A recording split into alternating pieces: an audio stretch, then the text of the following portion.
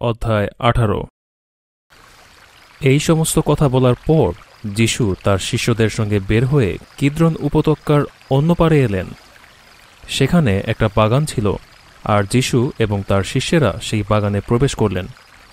যিশুর সঙ্গে যে বিশ্বাসঘাতকতা করেছিল সেই জিহুদাও জায়গাটা চিনত, কারণ যিশু প্রায়ই তার শিষ্যদের সঙ্গে সেখানে মিলিত হতেন। তাই জিহুদা সৈন্যদের একটা দল ও সেই সঙ্গে প্রধান যাজকদের ও ফরিসীদের পাঠানো রক্ষীদের নিয়ে সেখানে এলো। তাদের সঙ্গে মশাল, প্রদীপ ও অস্ত্রশস্ত্র ছিল।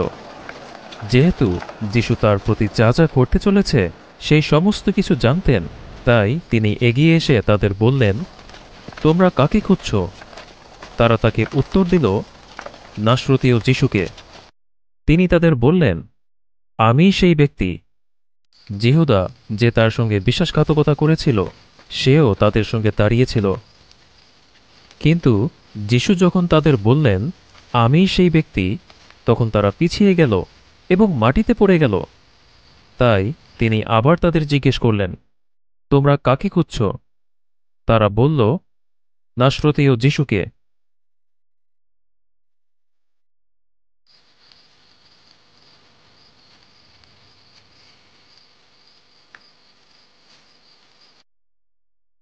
তিনি আবার তাদের জিজ্ঞেস করলেন, তোমরা কাকে খুঁজছ? তারা বলল, নাসরতীয় যিশুকে। তখন যিশু বললেন, আমি তো তোমাদের বললাম আমিই সেই ব্যক্তি। তাই তোমরা যদি আমাকেই খুঁজে থাকো, তাহলে এদের যেতে দাও। এমনটা ঘটল যাতে তার এই কথাগুলো পরিপূর্ণ হয়, তুমি আমাকে যাদের দিয়েছ তাদের একজনকেও আমি হারাইনি। তখন সিমন পিতরের কাছে একটা খড়গ থাকায় তিনি সেটা বের করলেন এবং মহাযাজকের দাসকে আঘাত করে তার ডান কান কেটে ফেললেন।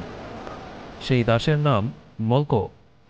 কিন্তু যিশু পিতরকে বললেন, খড়গ খাপে ভরে রাখো। পিতা আমাকে যে পেয়ালা দিয়েছেন, আমি কি তা থেকে পান করব না?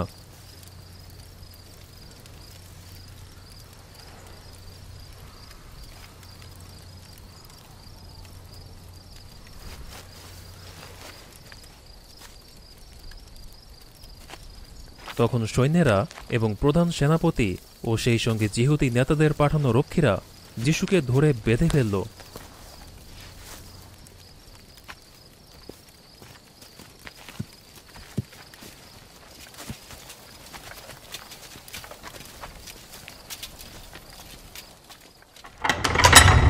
তারা প্রথমে তাকে হাননের কাছে নিয়ে গেল, কারণ তিনি কায়াফার শ্বশুর ছিলেন। এই কায়াফা সেই বছর মহাযাজক ছিলেন। আসলে কায়াফাই যিহুদি নেতাদের পরামর্শ দিয়েছিলেন যে সমস্ত লোকের জন্য একজন ব্যক্তির মৃত্যু হওয়া ভালো। আর সিমন পিতর এবং আরেকজন শিষ্য যিশুর পিছন পিছন যেতে লাগলেন। সেই শিষ্য মহাযাজকের পরিচিত ছিলেন, আর তিনি যিশুর সঙ্গে সঙ্গে মহাযাজকের প্রাঙ্গণে প্রবেশ করলেন। কিন্তু পিতর বাইরে দরজার কাছে দাঁড়িয়ে থাকলেন। তখন মহাযাজকের পরিচিত সেই অন্য শিষ্য বাইরে গিয়ে দ্বাররক্ষিণীর সঙ্গে কথা বলে পিতরকে ভিতরে নিয়ে গেলেন।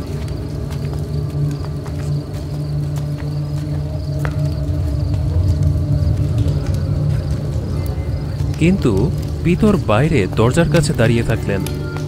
তখন মহাযাজকের পরিচিত সেই অন্য শিষ্য বাইরে গিয়ে দ্বাররক্ষিণীর সঙ্গে কথা বলে পিতরকে ভিতরে নিয়ে গেলেন।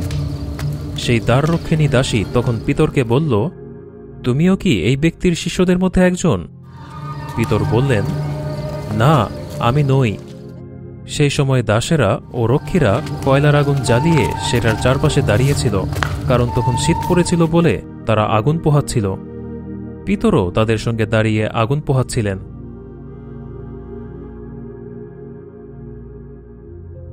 প্রধান যাজক তখন যিশুকে তার শিষ্যদের এবং তার শিক্ষার বিষয়ে জিজ্ঞেস করলেন। যিশু তাকে উত্তর দিলেন, আমি লোকদের কাছে প্রকাশ্যে প্রচার করেছি। আমি সবসময় সমাজগৃহে ও মন্দিরে, যেখানেই যিহুদিরা সকলে একত্রিত হয়, লোকদের শিক্ষা দিয়েছি, কোনো কিছুই গোপনে বলিনি। তুমি আমাকে কেন জিজ্ঞেস করছ? আমি যা প্রচার করেছি তা যারা শুনেছে তাদের জিজ্ঞেস করো। দেখো, তারা জানে আমি কি বলেছি। যিশু যখন এই সমস্ত কথা বললেন, তখন পাশে দাঁড়িয়ে থাকা একজন রক্ষী তাকে চড় মেরে বলল, প্রধান যাজকের সঙ্গে এভাবে কথা বলছিস? যিশু তাকে বললেন, আমি যদি ভুল কিছু বলে থাকি তাহলে বলো কি ভুল বলেছি, কিন্তু আমি যদি সঠিক কথা বলে থাকি তাহলে তুমি আমাকে মারলে কেন? পরে হানন তাকে বাধা অবস্থায় মহাযাজক কায়াফার কাছে পাঠিয়ে দিলেন। এদিকে শিমন পিতর দাঁড়িয়ে আগুন পোহাচ্ছিলেন। তখন লোকেরা তাকে বলল, তুমিও কি এই ব্যক্তির শিষ্যদের মধ্যে একজন? তিনি তা অস্বীকার করে বললেন, না, আমি নই। পিতর, যার কান কেটে ফেলেছিলেন, তার একজন আত্মীয় সেখানে ছিল। সে ছিল মহাযাজকের একজন দাস। সেই দাস পিতরকে বলল, আমি তোমাকে বাগানে ওই ব্যক্তির সঙ্গে দেখেছি, ঠিক না? কিন্তু পিতর আবারও তা অস্বীকার করলেন, আর সঙ্গে সঙ্গে একটা মোরগ ডেকে উঠল।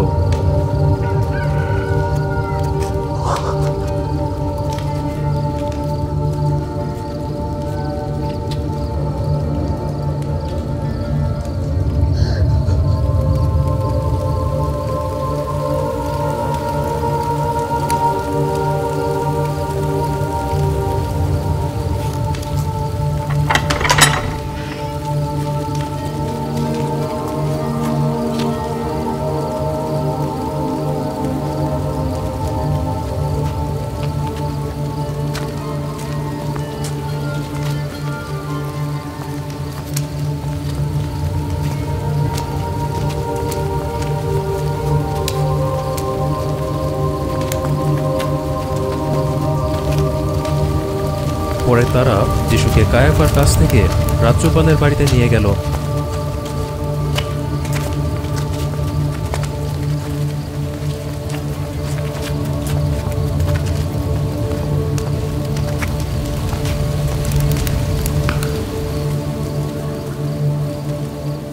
তখন ভোর হয়ে গিয়েছে, কিন্তু যিহুদি নেতারা রাজ্যপালের বাড়িতে প্রবেশ করল না, যাতে অশুচি হয়ে না পড়ে, কারণ তারা নিস্তার পর্বের ভোজ খেতে চেয়েছিল। তখন পিলাত বাইরে বেরিয়ে তাদের কাছে এসে বললেন, এই ব্যক্তি কি অন্যায় করেছে? তারা তাকে উত্তর দিল, এই ব্যক্তি একজন অপরাধী। যদি এ অপরাধী না হতো তাহলে আমরা একে আপনার হাতে তুলে দিতাম না। তখন পিলাত তাদের বললেন, তোমরাই একে নিয়ে যাও এবং তোমাদের আইন অনুসারে এর বিচার করো। যিহুদি নেতারা তাকে বলল, কাউকে হত্যা করা আমাদের পক্ষে বৈধ নয়। এমনটা এজন্য হল যাতে তার মৃত্যু কিভাবে হবে সেই সম্বন্ধে ইঙ্গিত দেওয়ার জন্য যিশু যা বলেছিলেন তা পরিপূর্ণ হয়। তখন পিলাত আবার বাড়িতে প্রবেশ করলেন এবং যিশুকে ডেকে এনে বললেন, তুমি কি যিহুদিদের রাজা? যিশু উত্তর দিলেন, তুমি কি নিজে থেকে এই প্রশ্ন জিজ্ঞেস করছো, নাকি অন্যেরা তোমাকে আমার সম্বন্ধে বলেছে? পিলাত উত্তর দিলেন, আমি কি যিহুদি? তোমার নিজের জাতির লোকেরা এবং প্রধান যাজকেরাই তোমাকে আমার হাতে তুলে দিয়েছে। তুমি কি করেছ? যিশু উত্তর দিলেন, আমার রাজ্য এই জগতের অংশ নয়। আমার রাজ্য যদি এই জগতের অংশ হতো তাহলে আমার অনুসারীরা লড়াই করত যাতে আমাকে যিহুদিদের হাতে তুলে দেওয়া না হয়, কিন্তু আমার রাজ্য তো এই জগতের নয়। তখন পিলাত তাকে বললেন, তাহলে তুমি কি রাজা? যিশু উত্তর দিলেন, তুমি নিজেই বললে আমি রাজা। আমি এই জন্যই জন্ম নিয়েছি এবং এই জন্যই এই জগতে এসেছি, যেন সত্যের পক্ষে সাক্ষ্য দিই। যে কেউ সত্যের পক্ষে রয়েছে সে আমার রব শোনে। পিলাত তাকে বললেন, সত্য কি?